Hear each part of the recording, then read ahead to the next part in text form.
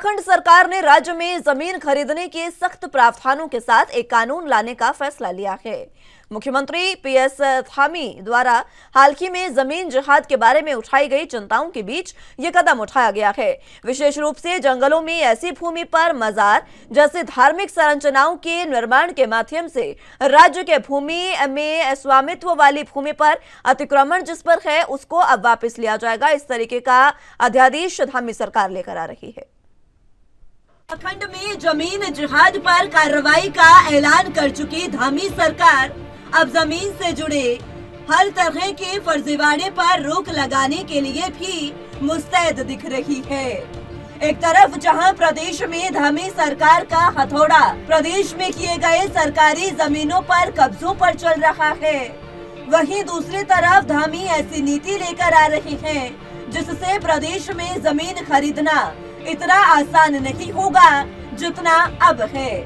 जमीन की खरीद फरोख्त से जुड़े मसले पर एक अध्यादेश लाने के प्रस्ताव को पिछली कैबिनेट ने मंजूरी दे दी है। अब सरकार जमीन की खरीद फरोख्त से जुड़े मसले पर अध्यादेश लाएगी। मुख्यमंत्री पुष्कर सिंह धामी ने इस मसले पर कहा, उत्तराखंड में जमीन खरीदना हर किसी के लिए आसान नहीं होगा। लोगों का पहले वेरिफिकेशन किया जाएगा, जमीन लेने का मकसद भी जाना जाएगा। आपराधिक प्रवृत्ति के लोग जमीन नहीं खरीद पाए, इस बात का भी ध्यान रखा जाएगा। किसी गलत उद्देश्य से जमीन खरीदी जाती है तो उस पर भी नजर रहेगी। शुक्रवार से ही इस प्रभावी कदम उठाए जाएंगे।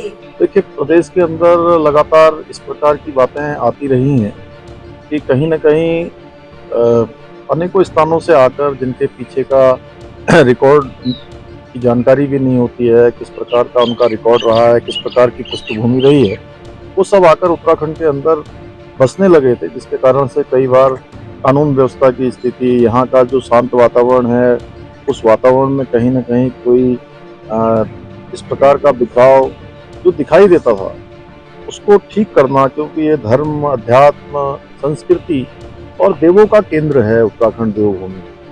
तो यहाँ पर जो भी जमीन खरीदे निकट भविष्य में, उसकी पूरी पृष्ठभूमि से लेकर सारा विस्तार से उनके बारे में जानकारी प्राप्त की जाएगी। एक मैनुअल बनाएंगे, उस मैनुअल के आधार पर जो उस पर फिट बैठेगा उसको खरीद पाएगा और अन्यथा जमीन खरीदने पर सख्ती होगी। आपको बता दें कि प्रदेश में सरकारी जमीनों पर बने अवैध मजारों पर धामी सरकार की कार्रवाई लगातार जारी है और अब दर्जनों ऐसे निर्माण को धामी ने ध्वस्त करा दिया है जो अवैध रूप से सरकारी जमीनों पर बनाए गए थे। धामी सरकार के इस फैसले से बीजेपी काफी उत्साहित नजर आ रही है। बीजेपी का कहना है कि आम जनता भी मुख्यमंत्री के इस फैसले को लेकर सरकार का आभार व्यक्त कर रही है।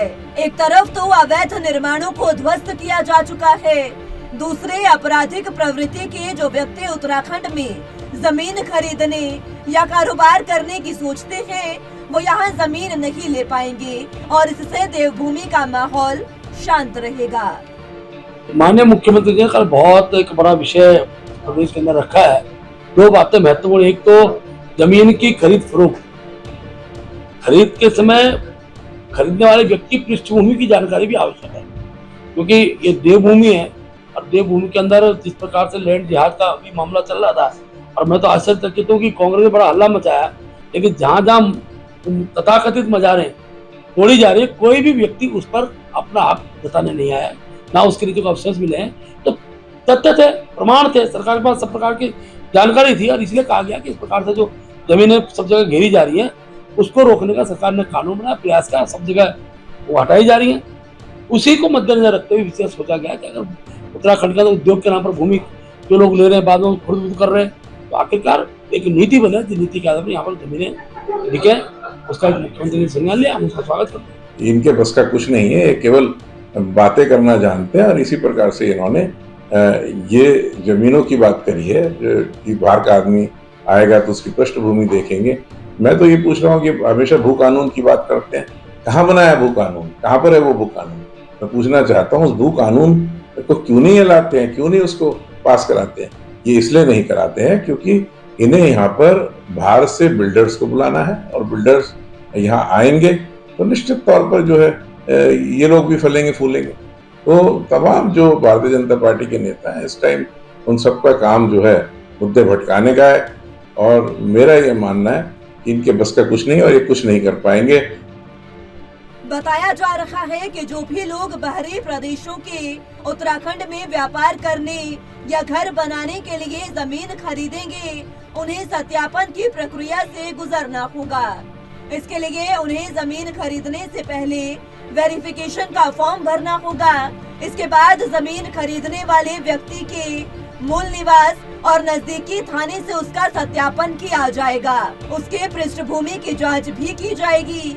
सत्यापन में सारी चीजें सही मिलने के बाद ही उस व्यक्ति को राज्य में जमीन खरीदने की अनुमति दी जाएगी। अध्यादेश आते ही वेरिफिकेशन का नियम प्रदेश में लागू हो जाएगा। वहीं कांग्रेस का कहना है कि पूरी रणनीति सरकार अपने मुताबिक प्रदेश में भूमाफियाओं को पनपाने और उन्हें शरण देने के लिए अपना रही है। अब इस अध्यादेश से फायदा होगा या नुकसान, ये तो कानून लागू होने के बाद ही पता चल पाएगा। ANP न्यूज के लिए देहरादून से तारिक अंसारी की रिपोर्ट। तो जमीन जिहाद जिस तरीके से उत्तराखंड में लगातार बढ़ता जा रहा है, उसी को अब कम करने के लिए धामी सरकार लगातार प्रयासरत है, और इसी में एक सख्त प्रावधान जो है कानून में एक और कर दिया गया है धामी सरकार द्वारा। धामी सरकार का कहना है कि अब उत्तराखंड में जमीन लेना आसान नहीं होगा, क्योंकि इस जमीन पर अगर कोई बाहर का शख्स जमीन खरीदता है तो उसको पहले पूरा अपना डेटा देना होगा, और कोई भी आपराधिक प्रवृत्ति का व्यक्ति जमीन नहीं खरीद पाएगा। इसी पर चर्चा की शुरुआत कर लेते हैं। तमाम गेस्ट हमारे साथ मौजूद हैं, उनका तारुफ एक बार फिर से आपसे करवा देते हैं। संजीव वर्मा जी प्रदेश प्रवक्ता बीजेपी से हमारे साथ मौजूद हैं, हेमंत साहू जी नेता कांग्रेस से हमारे साथ मौजूद हैं, और राजनीतिक विश्लेषक के तौर पर प्रभाकर उनियाल जी हमारे साथ मौजूद हैं। एक बार फिर से आप सभी का बहुत स्वागत है। सबसे पहले हेमंत साहू जी आपके पास मैं आना चाहूंगी। आपराधिक प्रवृत्ति का कोई भी शख्स अब उत्तराखंड में जमीन नहीं खरीद पाएगा, धामी सरकार का यह कहना है। ऐसे में कांग्रेस ने एक इसमें बयान दिया है। कांग्रेस कह रही है कि धामी सरकार अपनी जो पूरे बीजेपी के नेता है वो फल फूल सके, इस वजह से इस तरीके के कानून ला रही है। तौर पर जो अभी एक लैंड जिहाद वाला मामला चल रहा है, ये भी निश्चित तौर पर 2024 के चुनाव को देखते हुए कि ये माहौल बिगाड़ने वाला बयान है। अतिक्रमण के खिलाफ कार्रवाई धर्म आधारित नहीं होनी चाहिए। धर्म के बयान के बाद इस तरीके के ये जो बयानबाजी है, निश्चित तौर पर ये एक 2024 के लोकसभा चुनाव को प्रभावित करने के लिए और आपराधिक लोगों को लैंड खरीदने में रोकने के लिए अच्छा कदम है। उसको रोकने में अगर ऐसा कोई कानून बनाया जा रहा है तो उसका स्वागत भी होना चाहिए। लेकिन जिस तरीके से इनके इरादे और कहने और कथनी में बहुत अंतर मुझे नजर आ रहा है, इस पर इनको सोचना चाहिए और समझना चाहिए, उस हिसाब से कार्रवाई करनी चाहिए। ठीक है, संजीव वर्मा जी, कांग्रेस का ये कहना है कि सोच समझकर इस पर कार्रवाई नहीं करनी चाहिए, सोच समझकर कार्रवाई, क्योंकि अगर कोई भी जिहाद का मामला है तो वो धर्म आधारित नहीं होना चाहिए। मुस्कान जी देखिए, पहले लव जिहाद फिर लैंड जिहाद, एक सोची समझी एक मानसिकता के तहत जो भी व्यक्ति उत्तराखंड में गैर वाजिब काम करेगा तो उसके ऊपर कड़ी से कड़ी कार्रवाई हमारी सरकार करने जा रही है। और मैं आपको बता देना चाहता हूँ, पहले भूमि खरीदते हैं, उसके ऊपर उस पर मकान बनाते हैं, मकान बनने के बाद कुछ दिनों बाद उसमें मदरसा चलने लगता है और कुछ समय बाद उसमें धर्म स्थल के रूप में उसको इस्तेमाल किया जाने लगता है। और वहाँ पर क्या क्या एक्टिविटीज चल रही हैं ये बात भी किसी से छिपी हुई नहीं है। तो इन तमाम बातों को दृष्टिगत रखते हुए हमारी सरकार के द्वारा माननीय मुख्यमंत्री श्रीमान पुष्कर सिंह धामी जी के द्वारा इस पे कड़ा एक्शन लेते हुए एक अध्यादेश लाने की तैयारी चल रही है, जहां पर कोई भी आपराधिक प्रवृत्ति का व्यक्ति या एक गलत उद्देश्यों को लेकर कोई भी भूमि खरीदता है और उसके ऊपर जो भी वो कारण बताता है जमीन को परचेज करने का, रिहायशी है तो कॉमर्शियल नहीं होना चाहिए, कॉमर्शियल है तो उसके ऊपर कॉमर्शियल का जो रूप स्वरूप वो बता रहा है वही रहे। और उसके ऊपर कई बार अभी ये देखा गया है कि उद्देश्य कोई होता है जमीन खरीदने का, लेकिन उसके ऊपर जो काम किया जाता है वो डिफरेंट हो जाता है।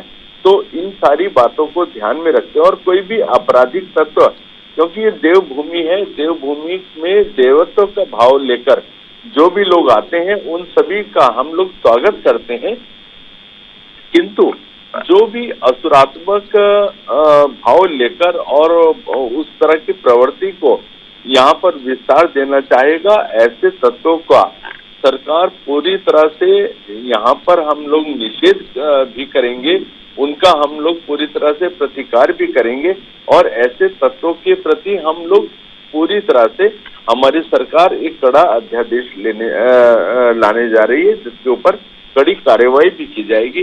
मैं आपको साथ ही ये भी बता देना चाहता हूँ कि अभी जब से हरीश रावत जी की सरकार थी, हरीश रावत जी की सरकार के कार्यकाल में बहुत बड़े स्तर पर सरकारी भूमियों पर अतिक्रमण किया गया, जिसमें कुकर मुद्दे की तरह जगह जगह वन क्षेत्र हो, बस स्टैंड हो, रेलवे स्टेशन हो, अन्य धार्मिक स्थल हो या रक्षा संस्थान, विशेष रूप से उनके आसपास में जो मज़ारे एकाएक उग आई, यानी कि 1000 से अधिक, और जिनके ऊपर माननीय मुख्यमंत्री जी के द्वारा जो बुलडोजर की बात कही गई थी, उसमें हमारी सरकार पूरी तरह से खरी उतरी है और धर्म की आड़ में किए गए अतिक्रमण पर हमने तेजी के साथ बुलडोजर चलाने का काम किया, जिसमें अभी तक 27 मंदिर, 200 से अधिक मज़ारें और 2 गुरुद्वारों को भी नोटिस दिया गया है और 56 हेक्टेयर वन भूमि को हम लोग मुक्त करा चुके हैं। 11,500 हेक्टेयर वन भूमि पर इस समय अतिक्रमण है, जिसमें 9,000। ठीक है संजीव जी, आगे बढ़ते हैं। एक बार फिर से मैं लौटूंगी आपके पास। प्रभाकर जी, आपके पास आना चाहूंगी। कांग्रेस का हालांकि अपना मसला है इसको लेकर, लेकिन बीजेपी का ये साफ तौर पर कहना है कि किसी भी तरीके से ये कोई धार्मिक मसला नहीं है, चाहे मंदिर हो, मस्जिद हो, गुरुद्वारा हो, मजार हो, हर जगह को नोटिस दिया गया है अगर कोई सरकारी जमीन पर अवैध अतिक्रमण किया गया है। तो ऐसे में अब जिस तरीके से ये भी कहा गया है कि कोई भी जो बाहर का शख्स होगा, उत्तराखंड का नहीं होगा, उत्तराखंड से बाहर के नागरिक को अगर जमीन खरीदनी है उत्तराखंड में, तो उसको भी पूरा मूल्यांकन, उसका सत्यापन किया जाएगा और किसी भी तरीके से आपराधिक प्रवृत्ति के किसी भी शख्स को जमीन नहीं दी जाएगी। मुस्कान जी, 2 विषय हैं। एक विषय लैंड जिहाद का है और दूसरा विषय उत्तराखंड में भूमि और संपत्ति खरीदने को लेकर के है। जो पहला विषय है लैंड जिहाद वाला, तो यह जो पूरा जिहाद की मानसिकता है, यह उसका ही विस्तार है। और जिहाद की मानसिकता जो निकली है, वो निकली है भारत को दारुल इस्लाम बनाने के विचार से, जिसके लिए पीएफआई काम कर रही है कि इस देश को 2047 तक इस्लामी मुल्क बनाना है। इसलिए जिस प्रकार से हो सके, चाहे धर्मांतरण के माध्यम से हो, चाहे वो घुसपैठ के माध्यम से हो, चाहे वो बलात्कार के माध्यम से हो, लव जिहाद के माध्यम से हो, यह जनसंख्या का जो संतुलन है वो मुसलमानों के पक्ष में करना है। यह जिहाद का एक उद्देश्य है और इस उद्देश्य के लिए यह सब काम हो रहा है। ये जो, क्योंकि ये जहाँ कोई मरा नहीं है वहां पर भी मजार बनी है, जंगल के बीच में मजार बनी है, वो खोदी गई तो उसके नीचे कोई अस्थियां नहीं निकली, कोई अवशेष नहीं मिले।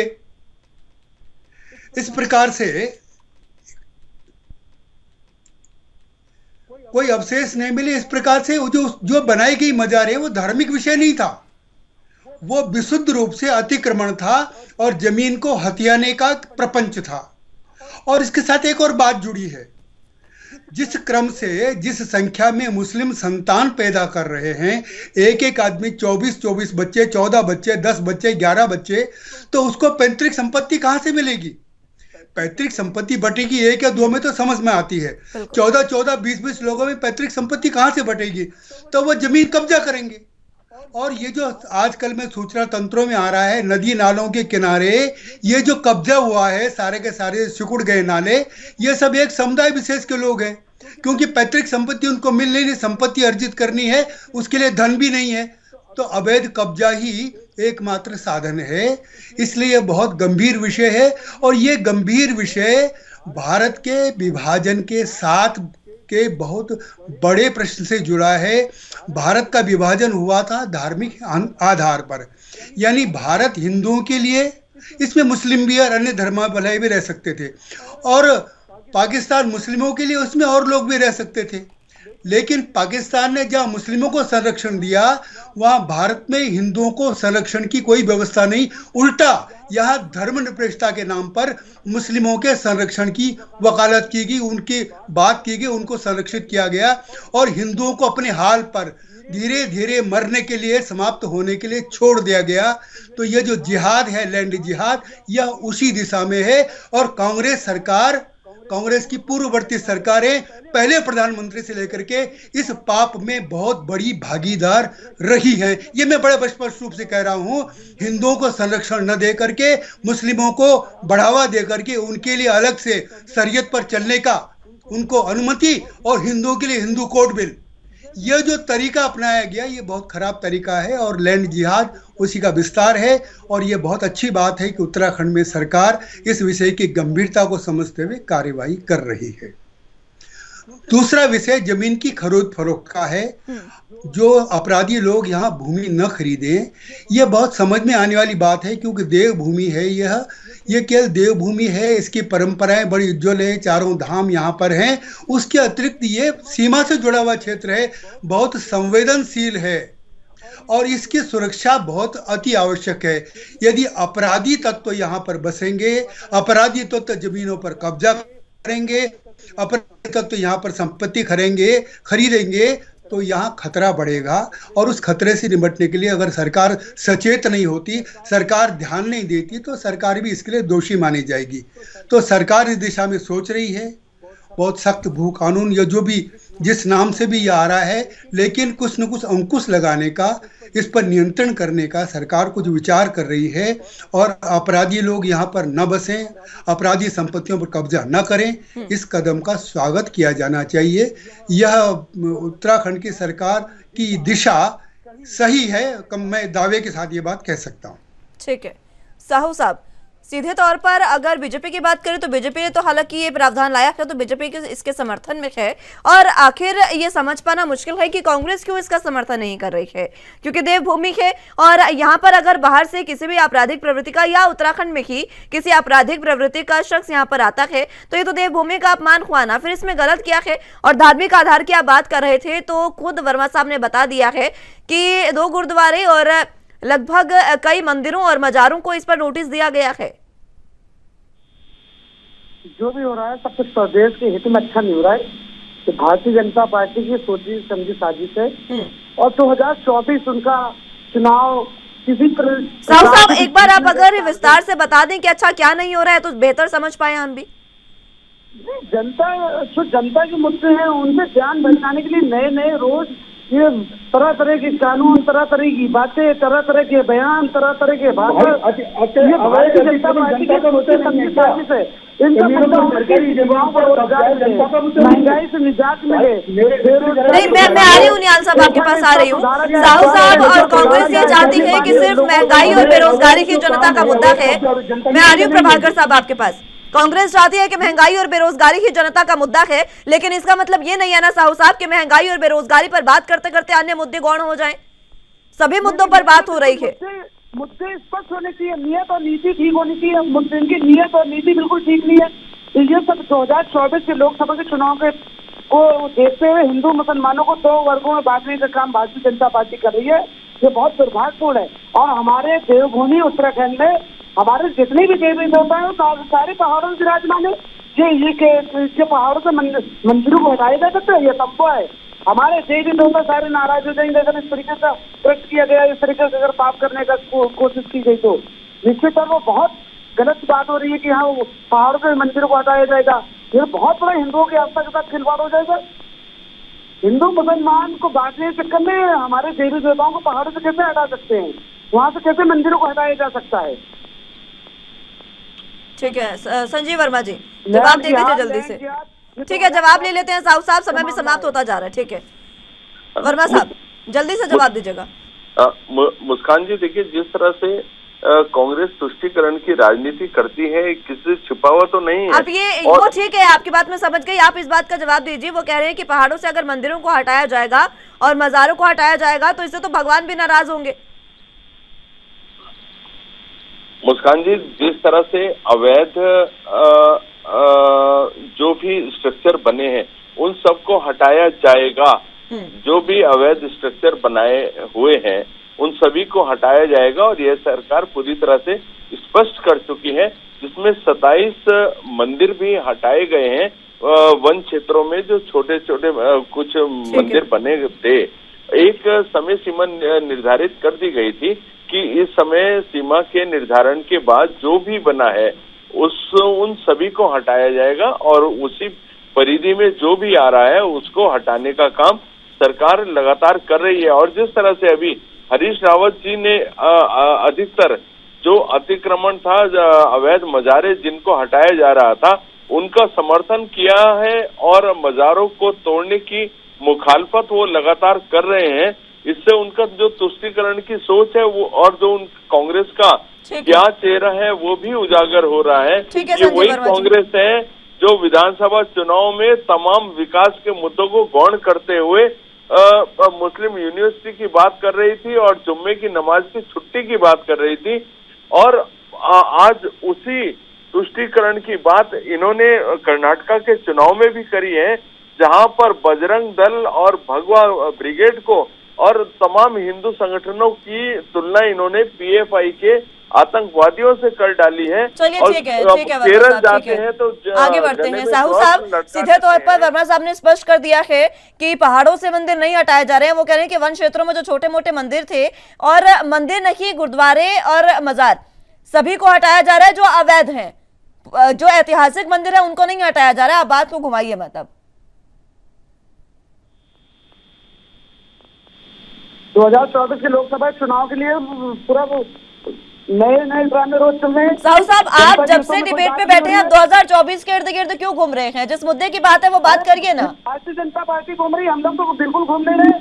हम तो हमारा स्पष्ट कहना है, पूरे प्रदेश की जनता, पूरे देश की जनता समझ रही है। इनको जवाब देगी। इनका अंकिता भंडारी हत्याकांड में ध्यान नहीं है, इनका महंगाई में कोई ध्यान नहीं है, युवाओं के ऊपर रोज लाठीचार्ज हो रही है उस पर कोई ध्यान नहीं है, जनता बिजली पानी के लिए सड़कों में घूम रही है उस पर ध्यान नहीं है, शिक्षा के स्तर लगातार स्कूल बंद होती जा रहे उस पर इनका कोई ध्यान नहीं है। तो जनता के मुद्दे हैं, नए मुद्दे। अरे भैया, पूजा पाठ की चीजों को क्यों हटाने हो रहा है? साहू साहब, मैं एक बार फिर से आपको क्लियर कर रही हूँ, वर्मा साहब खुद साफ कर चुके हैं कि वो अवैध मज़ारों को हटा रखे हैं, अवैध मंदिरों को हटा रहे हैं। ठीक है, खैर समय समाप्त हो रहा है। उनियाल साहब, जल्दी से अपना आखिरी कमेंट रखिएगा पूरे मसले पर। हमारे आस्था का केंद्र है, मंदिर कभी अवैध हो नहीं सकता। ठीक है साहू साहब, ठीक है, मंदिर कभी अवैध हो ही नहीं सकता। ठीक है, कहीं पर एक मूर्ति में ठीक है साहू साहब, ठीक है, आगे बढ़ते हैं, समय समाप्त हो रहा है। उनियाल साहब, देखिए, ये जो प्रवृत्ति है कि अवैध कब्जा हो रहा है वन क्षेत्रों में, जहां व्यक्ति प्रवेश नहीं कर सकता वहां पर कब्जा हो रहा है, और इस बुरी तरह से कब्जा हो रहा है। 1000 से अधिक मजारें बन गई, और वो कहते हैं ये जनता का मुद्दा नहीं है, ये जनता का मुद्दा नहीं है, अवैध कब्जा हो गया, नदी नाले सारे समाप्त हो गए। चलिए ठीक है, समय समाप्त हो चला है। बहुत बहुत शुक्रिया आप सभी का हमारे साथ जुड़ने के लिए और तमाम अहम चर्चा हमारे साथ करने के लिए। लेकिन धामी सरकार जिस तरीके से अवैध जो मज़ारिक हैं या फिर अवैध निर्माण जितने भी हैं, चाहे वो किसी भी धर्म के हो, उसको हटाने पर लगातार कोशिश कर रहे हैं, और किसी भी तरीके से जो जमीन जहाद से जुड़ा तमाम मसले हैं उसको सुधारने के लिए और भूमि अधिग्रहित करने के लिए जो भी तमाम मसले हैं उस पर अलग अलग अध्यादेश ला रहे हैं। अब देखना होगा कि ये तमाम बातें किस तरीके से धामी सरकार पूर्ण करते हैं। फिलहाल के लिए उत्तराखंड के महासंग्राम में मेरे साथ बस इतना ही। तमाम अहम खबरों के लिए आप देखते रहिए ANB न्यूज़। नमस्कार।